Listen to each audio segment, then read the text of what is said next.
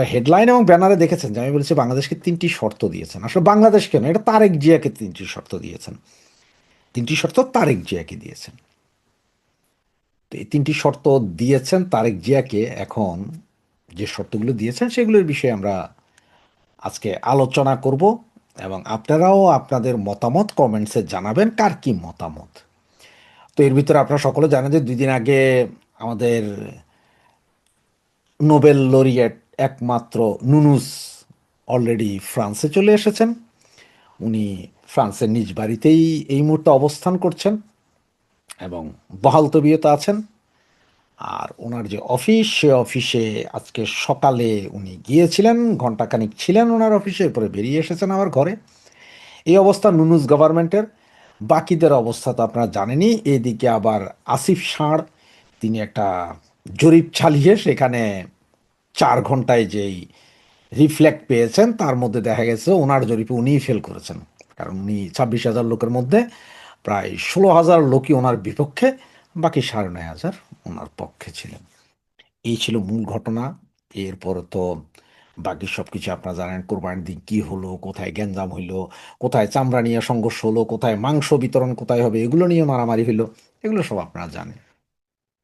যেটা জানেন না বা যেটা এখনো হয়তো শুনেননি, কেউ কেউ হয়তো শুনেছেনও, কিন্তু যেটা নিয়ে হয়তো আগামী সপ্তাহখানেকের ভিতরে কথাবার্তা চলবে বা সামনের দিকে আসবে, সেটা নিয়ে আসলে আলোচনা।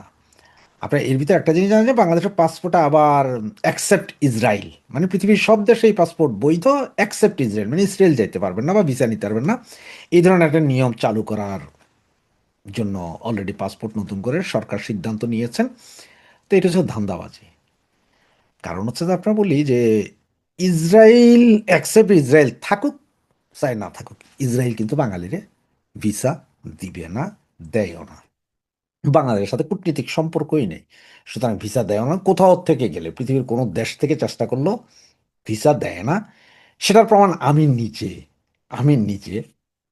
আমি ফ্রান্স থেকে বাংলাদেশি পাসপোর্টে, এখন না, এটা 2013 সালে, মানে আমার এটা চেষ্টা করছিলাম ফ্রান্স থেকে, এটা বাংলাদেশি, আমাদের এক বাংলাদেশি ভাই, আমি বলতে আমি তার সাথে গিয়েছিলাম আর কি। চেষ্টা হচ্ছে ইসরায়েলের ভিসা, কারণ সে চ্যালেঞ্জ করছিল, পরে তার নিয়ে তার পাসপোর্ট, আমার যেহেতু পাসপোর্ট নেই বাংলাদেশি, সুতরাং তার পাসপোর্ট দিয়ে আমরা ট্রাই করলাম।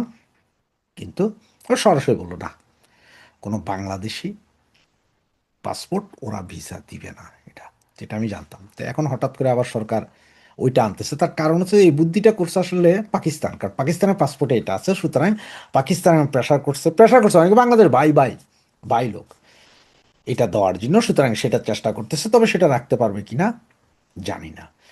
তো এদিকে আপনারা সকলে জানেন যে তারেক জিয়ার বিরুদ্ধে নিষেধাজ্ঞা আছে আমেরিকায় ঢুকার। জাতিসংঘের যেহেতু মিটিং আছে, এবং আমাদের খলিলুর রহমান যেহেতু জাতিসংঘের প্রেসিডেন্ট পদপ্রার্থী, সব কিছু মিলে উনি জাতিসংঘে যেতে হবেন, এবং যেতে হলে ওনাকে ভিসা নিষেধাজ্ঞাটা তুলতে হবে। সুতরাং এই তদবির যখন চলছেন তখনই নাকি ডোনাল্ড ট্রাম্প ওনাদেরকে 3টি শর্ত দিয়েছেন।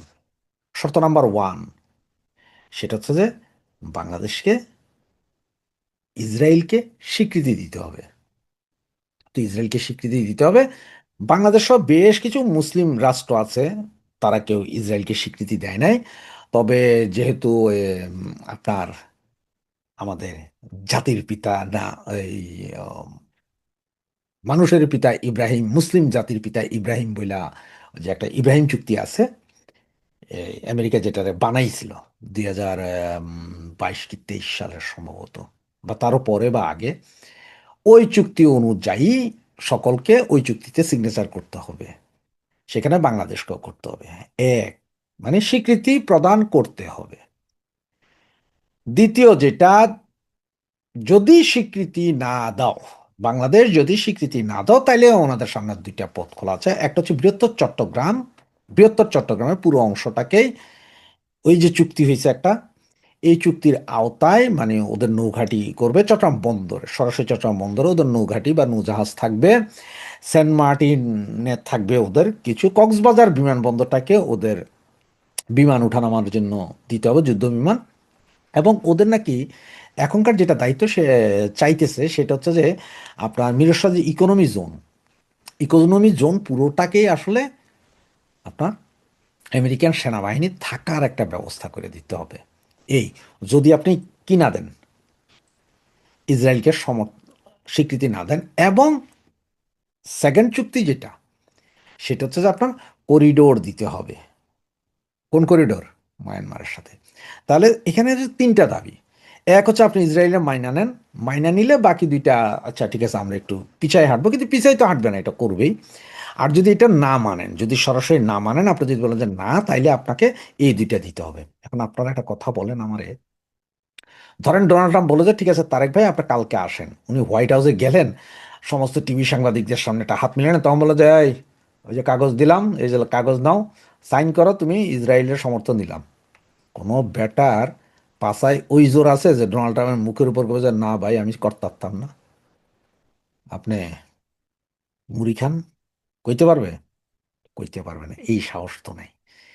তো এই সাহস কিন্তু একমাত্র শেখের বেটির কাছে ছিল, যার কারণে পারে নাই এতদিন। তো এখন এই এই তিন শর্তের বেড়াজালে এখন খলিল মিয়া প্রচন্ড প্রেসারে, কারণ উনাকে যদি জাতিসংঘের সাধারণ পরিষদের সভাপতি হইতে হয়, ওনাকেও এগুলো মানাইতে হবে বাংলাদেশ সরকারকে। এবং যদি মানাইতে না পারে তাহলে ওনারও বিপদ, বাকিদেরও। তো ওনার বিপদ কি, উনি তো আমেরিকান পাপেট, উনি কাজগুলোই করতেছেন আমেরিকান। তা পাকিস্তান যেটা, পাকিস্তানের ভাই বাংলাদেশ, সুতরাং অ্যাকসেপ্ট বাংলাদেশ লিখে একটু ইয়ে। তা মূল ঘটনা হচ্ছে যে অ্যাকসেপ্ট বাংলাদেশ করব করবো, এটা যেটা কথা, এটা ধান্দা, বললাম না যে হয়তো করবে, পাসপোর্টের নামে কিছু পয়সা করে নিবে, নিয়া বাজেট টাজেট হবে, নতুন পাসপোর্ট হবে, এরপরে আমেরিকার পুনরাইজে যায় আবার এটা বাদ দিবে, বিশাল একটা লুটমাট চলবে। আর এর যে প্রেশার সেটা আপনারা একটু বুঝতে পারবেন। ওই যে ডোনাল্ড ট্রাম্প গরু, এটাও জবাই করতে দিল না, কারণ হচ্ছে তো ওই গরুরে কি করবে জানেন? ওই গরুটা নাকি আমার চিড়িয়াখানায় যে আছে, ওগুলো আর পয়লা চুল কাটবে, পরে বাঘের আর ইয়ের খাওয়ার করবে, সিংহ আর বাঘের খাওয়ার হবে ওটা পরে। এর দু প্ল্যান। আর এদিকে পুরো বৃহত্তর চট্টগ্রামটা যে চাচ্ছে, তার একটা জিনিস হয়তো আপনারা মিলাইতে পারেন। একটা জিনিস দেখেন, বাংলাদেশে কোথায় ছাত্রলীগ মিছিল করবে, কোথায় কি করবে, এটা গোয়েন্দা তৎপরতা, গোয়েন্দা রিপোর্ট পাওয়া যায়, ধাই ধাই ধরে ফেলায়, মিছিলের আগেই ধরে ফেলায়। আর এই জায়গায় ওই যে জঙ্গল সলিমপুরে পুরা রাস্তা কাইটটা দিয়া, বুলডেজার দিয়া আপনার ইয়ের কি বলে র্যাবের দপ্তর ভাঙিয়ে দিছে বুলডেজার দিয়া। এটা নাকি ওনারা জানে না, AK-47 দিয়া 1 ঘন্টা গোলাগুলি, গোলা তো গুলি করছে ওরা, র্যাব তার গুলি করতে পারে না, এটাই এরা নাকি জানে না। তো এগুলো সব হচ্ছে যে আমেরিকার মূলত একটা চাল, যে এমন একটা পরিস্থিতি এই মুহূর্তে কইরা দিবে যাতে সরকার বাধ্য এই জায়গা দিতে। কারণ সরকার তো চুক্তির সরকার, চুক্তিভিত্তিক সরকার, উনি আসছেন, উনি এগুলো করতে হবেন। এখন সরকার হয়তো বলতে পারেন যে আমরা ইসরায়েলকে যদি সমর্থন দেই, তাহলে বাংলাদেশের এই জঙ্গি মুসলমানরা হয়তো খেপা যাবে, এরা হরতাল মিছিল মিটিং চালায়া যাবে, এটা সমস্যা, তার চেয়ে আপনি চট্টগ্রাম বন্দর ব্যবহার করেন, এইখানে ক্যাম্প করেন, করিডোর করেন, কোনো সমস্যা নাই। এইগুলো এক। আর এখন ঘটনা যে জামাত এবং বিএনপি সবাই জানতো কি কি চুক্তি, সুতরাং এরা একটা প্যাচে আছে। আর ওই যে জিসুমিয়া আরো কি কি চুক্তি, এগুলো তো কইরাই ফেলবে সরকার এই হয়তো আগামী 10-15 দিনের ভিতরে। তবে আপনারা এই যে বললাম যে ইসরায়েলের সিগনেচার, এটা হয়তো কাল পরশু না শুনলেও 1 মাস ওয়েট করেন, 2 মাস ওয়েট করেন, বা 3 মাসের ভিতরে মানে এইটা আপনার শুনবেনই। এটা আপনার শুনবেনই, কারণ হচ্ছে নোবেল প্রাইজ দিবে সম্ভবত আগস্ট সেপ্টেম্বর বা অক্টোবরের দিকে। এইটার আগেই সমস্ত মুসলিমদের দিয়া চুক্তিটা করায়া ছাড়বে ডোনাল্ড ট্রাম্প, এবং যেটার প্রেশার বাংলাদেশের উপরে যাবে, এবং বাংলাদেশ সরকার কইরাও ফেলতে, কেন এত ওনারা তো আসছেনি সিগনেচার দিয়ে যে স্যার আমরা এই চুক্তি। তো তিনটা চুক্তি তো বুঝলেন। প্রথম চুক্তি, ইসরায়েলকে সমর্থন দিতে হবে রাষ্ট্র হিসেবে। দ্বিতীয়, যদি এটা না দাও, তাহলে সেকেন্ড চুক্তি হচ্ছে যে তোমার চট্টগ্রাম বন্দর সহ বৃহত্তর চট্টগ্রামে ক্যাম্প, বিমান ঘাঁটি, এগুলো সব করতে দিতে হবে। এবং তৃতীয় হচ্ছে যে আপনার করিডোর, যেটা কথা হয়েছে, যেটা চুক্তি হয়ে গেছে আগে, ওইটার এবার পরিকল্পনা সহ বাকি কাজ বাংলাদেশ সরকারকে করতে হবে। এই হচ্ছে যে বর্তমান পরিস্থিতি। এখন আমরা দেখতে থাকি যে মানে কোনটা কোথায় যায়। এবং যেটা আপনাদের প্রমাণ হিসেবে যেটা বললাম, যে ওই যে জঙ্গল সলিমপুরের, এটা আপনি জাস্ট একটু মিলাই নেন আমার কথার সাথে। আপনার যদি বিশ্বাস নাও হয়, তারপর আপনি নিজে নিজে মিলান। কারণ বাংলাদেশে যারা আমার ভিডিও দেখেন, আমি মনে করি যে ওনারা আমার চেয়ে অনেক বেশি ভালো বুঝেন, জিও পলিটিক্স ভালো বুঝেন। সুতরাং আমার চিন্তা এইভাবে, আপনারা একটু হিসাবগুলো মিলান দেখেন। তা নাইলে এমন কি প্রেশার ছিল যে এই ডোনাল্ড ট্রাম্পও জবাই করতে দিল না। নেইমার, তারপরে কুদ্দুস মুদ্দুস কত রকম পাটোয়ারি মাড়োয়ারি রেখেও গরু জবাই দিল না, ডোনাল্ড ট্রাম্প রাখছে আর কি, গরু এই গরু জবাই দিলে কি ক্ষতি হয়?